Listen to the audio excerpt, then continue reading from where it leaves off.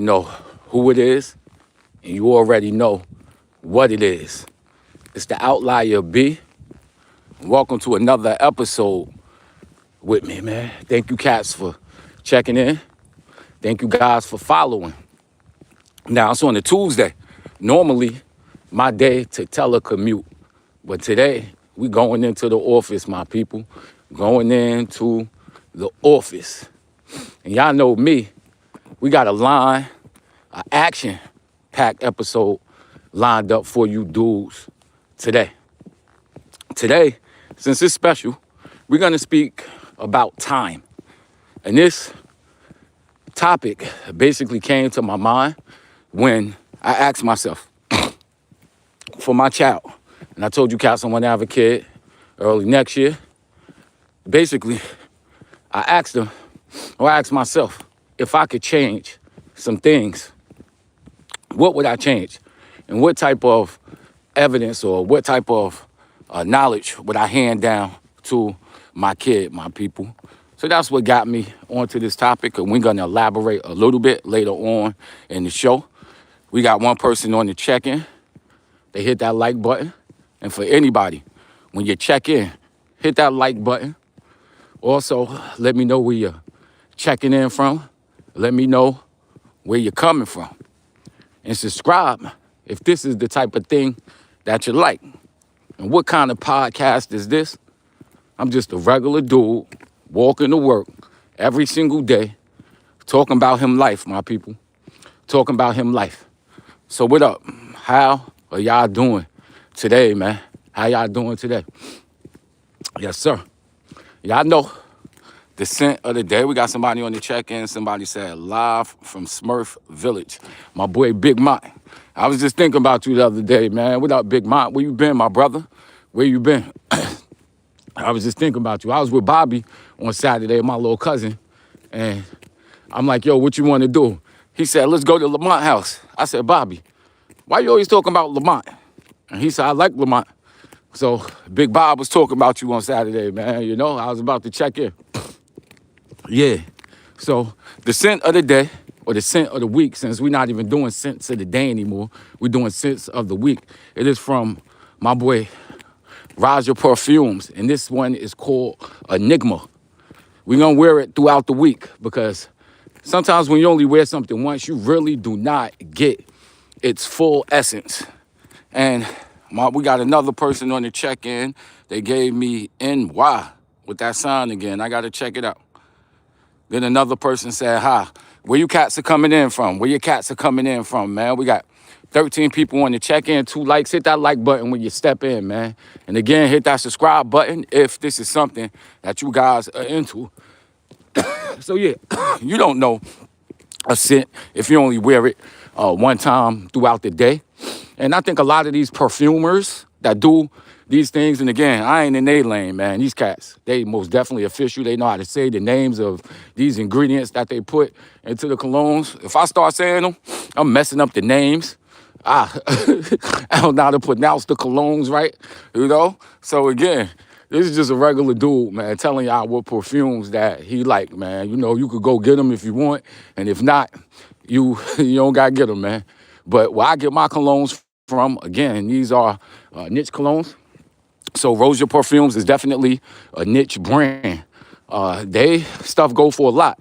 But also, I'm gonna tell you something about these niche brands. They are different than like the Chanels and those types of things because a lot of times they have scents that basically take interpretation. So if you think you're just gonna spray a lot of it on and people gonna give you compliments, nah. Some of these colognes make people feel a certain type of way. Somebody said, we're at war. Pray. Oh man, you guys are at war? What country are you in? That's at war. Yeah, definitely. Prayers go out to everybody. Everybody out there who country definitely doesn't see the peace that America sees. Because look at this. This is 4:30 in the morning. And I could walk to work peacefully, man, and have these streets to myself. Now I have to worry about anything. So my prayers definitely go out to everybody who isn't living in a situation similar to this. Yeah, so back to the fragrances, my people. Back to the fragrances. You know, you're not just gonna spray a lot on and think that you're gonna get a whole bunch of compliments. It ain't that type of party. A lot of these things are up for interpretation. And this Enigma by Roja Perfumes is definitely one of those, man. The first thing I get when I spray it is like soda. Soda, like a Pepsi. People say it's like Pepsi or cola. And if you can imagine that in a scent, in a luxury scent, then maybe you wanted something, you know? And I sprayed it yesterday. We don't have a crazy, I don't have a crazy routine where I put a whole bunch on. I basically do, throughout the day, I'll do maybe 5 sprays throughout the whole day. So I start early in the morning like this, put 2 sprays on.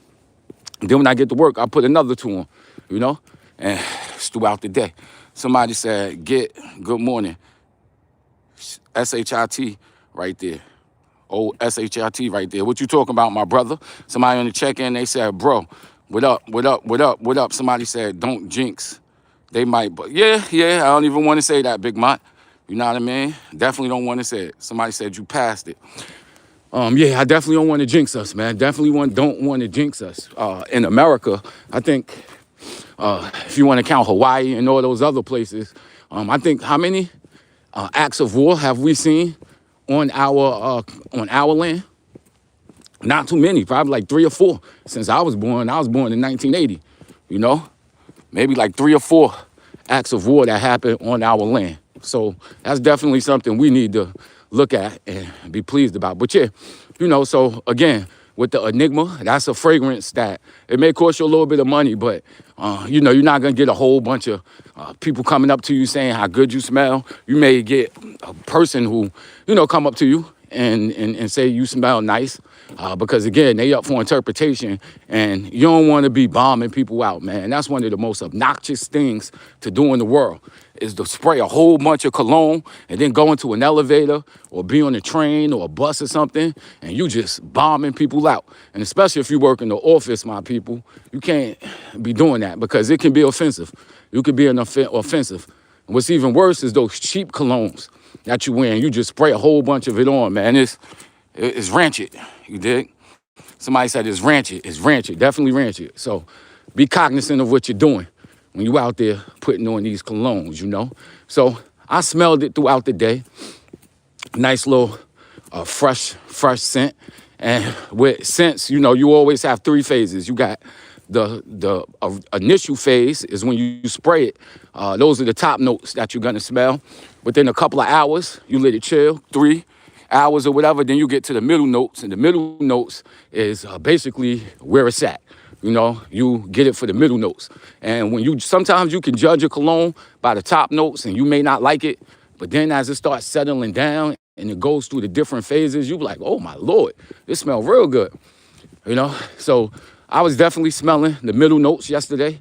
And when I took off my clothes to go to sleep, you get another phase of it, and that's the base. So when I took off my shirt, I smelled it. Took off my tie, suit, everything that I wear to go to work, smelled it, and it was good, you know? So tomorrow, we're gonna give you more reactions from it. But the first 2 days, man, definitely a good thing. Definitely a good thing. So we got the people on the check-in. What up? Only 2 of y'all left? Only 2 of the people left. What up? How y'all feeling, man? What y'all got planned for the day? What is you doing? What's new? Man, I don't got much going on today. Headed off to work, even though it's supposed to be my telecommute day. We have a meeting, and I'm a lot more comfortable in those meetings when I'm in my office, man. It's just cooler for me. Also, I got a bunch of 2 reports that I'm gonna write up, which, you know, is better when I'm in the office because I have no distractions like I have at home. So we going in to do that, my people. We going in to do that. Yes, sir. Yes, sir. So I was thinking, man, since I do want to have children, you know, I do want to have children early next year. Been thinking about what type of things would I pass on to that kid. And we're not talking about monetary. We speaking about things in life, man, things in life, you know, things in life. And it got me to thinking about time and how funny a feature time is. You know, you gotta ask yourself, is time real, or is time like a feature that comes like through space? You know, when you look at it through physics, you know, space and time is a fabric and it's intertwined. So is it a fundamental property of the universe? So before we had space, like, you know, you bring it back down to the Big Bang, you know, prior to the Big Bang, they say that time came into existence with the Big Bang. So you got to ask yourself before that, and is that even a real question before time existed? Like that implies time. So it's like it could be a nonsensical question. And that get me to thinking, because I'm starting to read this book about the philosophy of science. And these issues, these are like issues that basically let us know the science, like the endeavor of science. Is it useful? What are the implications of our cognition? Like these are real fundamental questions, man. Somebody said you passed it. All right, nobody in the comments. All right, yeah. So you know, you ask yourself, this time come into existence, and questions like before, is that even real? You know, I can't answer these questions, man. That's way beyond my pay grade. But think about it, you know, and time, it just moves, yo.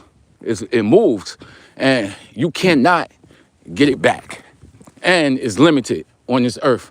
We do know that your time on this earth isn't forever, and when you're young, one of the things we do is we just assume that we're gonna live forever, and with that comes not realizing how important every hour is.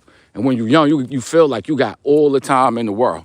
But as you get older, you start seeing that time is limited, my people, that time is limited. And then once you reach a certain age, time just goes by faster, kid. It go by faster. Like when I turned 40 to 46, it's like time is speeding, son. Time is speeding. Like COVID seemed like yesterday.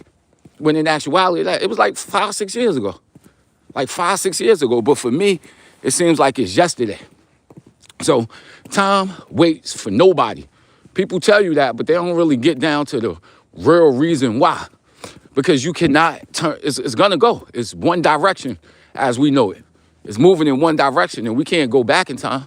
So each second that go by is a second that your ass ain't getting back, my people, that you ain't getting back. And you could spend it doing things that's going to make you a better person, or you can spend it doing things that not really gonna do anything for your life. And for a vast part of my 20s, my 30s, I was spending that time doing nothing. And a lot of times, destructive things to my body, you know?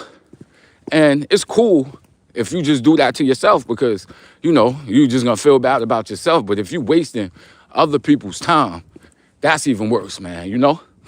People put trust and faith in you, my people. People put trust and faith in you, and some people hand you their future. They give you their time.